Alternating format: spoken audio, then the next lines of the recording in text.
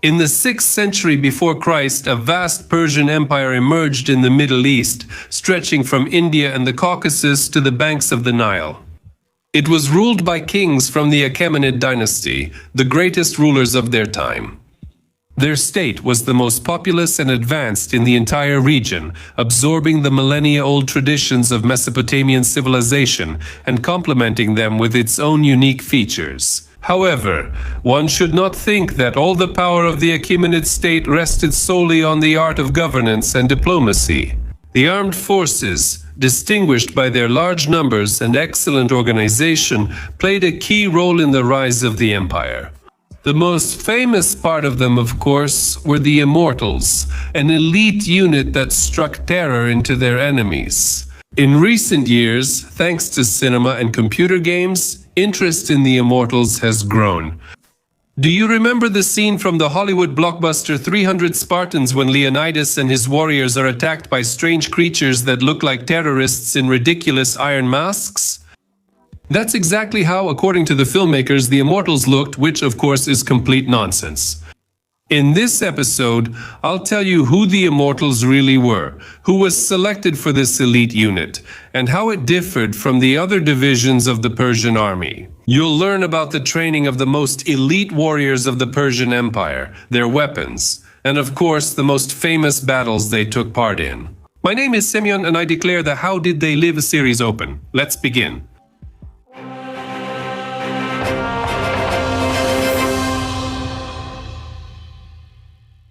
A bit of history, and how did they appear? The Immortals? Iranian tribes have lived since ancient times across a vast area from the Caspian Sea to the Persian Gulf. The first mentions of them are found in Assyrian chronicles from the 9th century before Christ. The Persians practiced agriculture, and in the steppe regions, livestock breeding was widespread.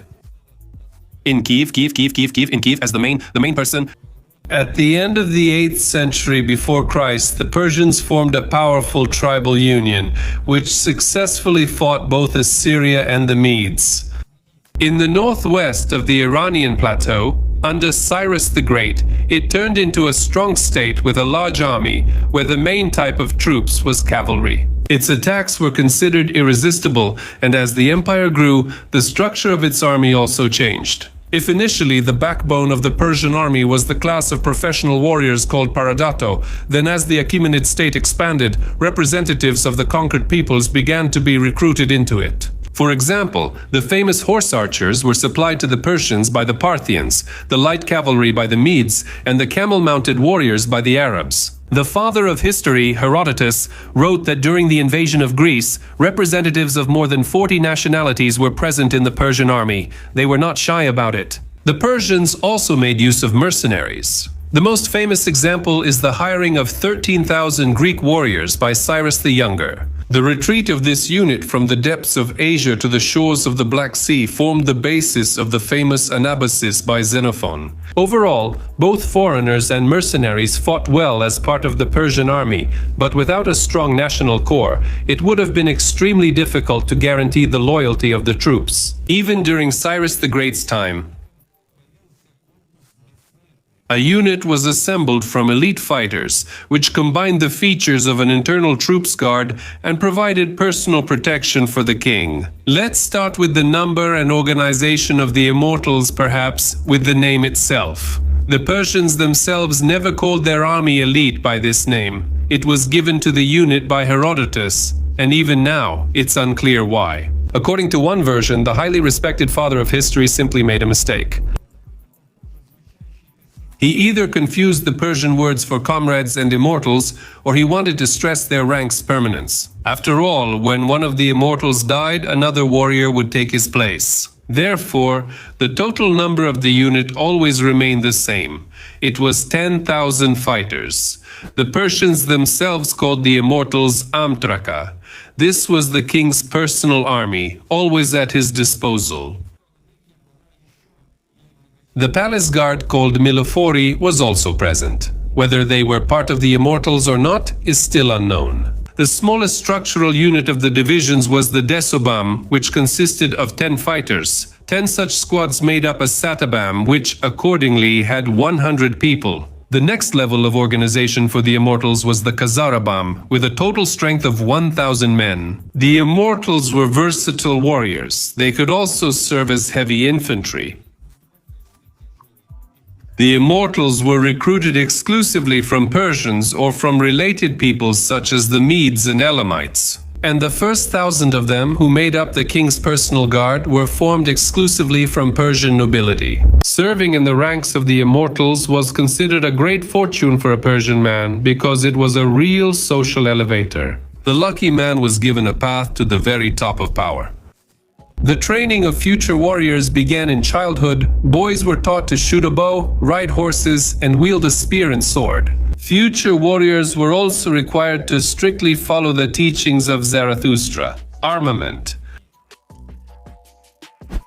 The Persian Empire was a fabulously wealthy state, so it's no surprise that the elite of its army was armed and equipped with the latest advancements in military science of that time. The main weapons of the Immortal were a long 2-meter spear with an iron leaf-shaped tip, a heavy, powerful bow, and a short sword. The distinguishing mark of the Immortals was silver or gold pomegranates on their spears, which, in addition to their decorative function, also improved the balance of the weapon. A very common weapon of the Immortals was the light battle axe called Zagharis. It had a sharp back which made it convenient to use.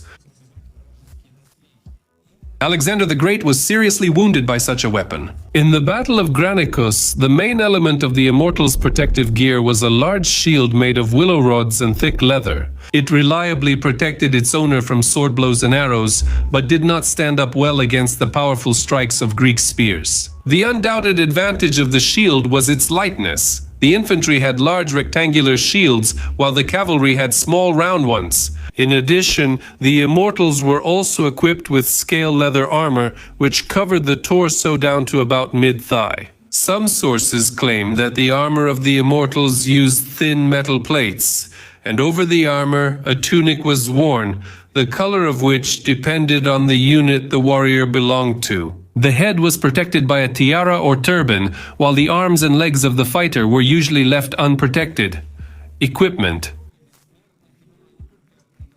had not only military significance, but was also meant to display the power and wealth of the Persian king. For example, the shoes were yellow because this color was considered royal. Weapons were richly decorated with precious metals. The handles of daggers and swords were made in the shape of heads and animals, and warriors wore bracelets and earrings made of silver and gold. In addition, the Immortals had their own privileges. During campaigns, they were accompanied by servants and concubines.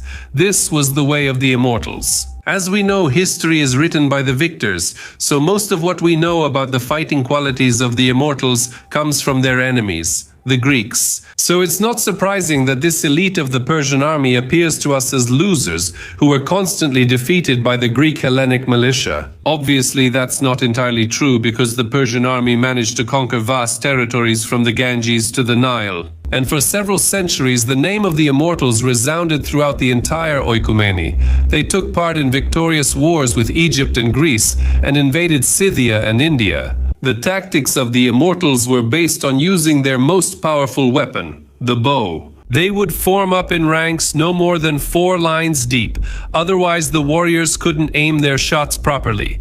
In front of the formation, they placed huge woven shields. As soon as the enemy came within effective range, they would be driven back by arrows, suffering losses and having their battle lines disrupted. Then the Persians would go on the attack or send in their cavalry. A cavalryman charging into the disordered enemy formation was a terrifying opponent. Only a tight formation, a wall of shields and spears, could provide salvation, but because of the archers' fire, it was difficult to maintain such a formation. When cavalry broke through the formation, spears became useless because of the cramped space, and swords were of little help against a horseman. Heavy shields were also ineffective, as it was impossible to parry blows from above for long. This tactic worked perfectly until the Persians faced the heavy Greek infantry, trained to fight in a dense, tight formation. One of the first major battles of the Greco-Persian Wars was the Battle of Marathon in 490 before Christ, in which the Persians The training of the Immortals turned out to be useless. Against the long swords and heavy shields of the Greeks in a line battle, the elite of the Persian army could not break through the tight phalanx of citizen hoplites. For the Persian Empire at that time, the defeat at Marathon did not have any serious consequences, since the Achaemenid state was at the peak of its power. For the Hellenes, this victory was of great importance. It showed that the Persians could indeed be defeated. The Persians did not draw any conclusions from Marathon and soon paid the price for it. Just 10 years later, King Xerxes led a huge army into Greece again, but here the Persians encountered the formidable Spartan military machine, which met them at the strategic Thermopylae Pass. Today, even children know this story. A handful of Spartans led by their king, Leonidas, perished, but they managed to, at the same time. The losses of the Immortals once again turned out to be useless. The following year, the main battle of the entire campaign took place, the Battle of Plataea, where the Persian army suffered another crushing defeat, and among its ranks were many Immortals. They were the only ones who maintained their combat effectiveness until the end of the battle, but that could no longer change anything. It became clear that the era of the Immortals had come to its end. The Macedonian phalanx and the reforms of Darius III. The bitter experience of defeats forced the Persians to begin reforming their army as early as the era of Darius II. Any mention of the Immortals disappears from the sources, and instead, the Persians increasingly hire Greek hoplites. Or they try to create something similar to the Greek phalanx in their own army, though without much success. Darius III, the last king of the Achaemenids and the opponent of Alexander the Great, was especially active in army reforms. But this did little to help him and his empire, since the Greeks were not sitting idly by either. Philip of Macedon, the father of the great Alexander, improved the phalanx by increasing its depth and arming it with the famous sarissas, spears up to 6 meters long. The Macedonian phalanx became the perfect weapon of its time, against which there was no antidote. Thanks to it, Alexander the Great conquered a vast empire and reached India.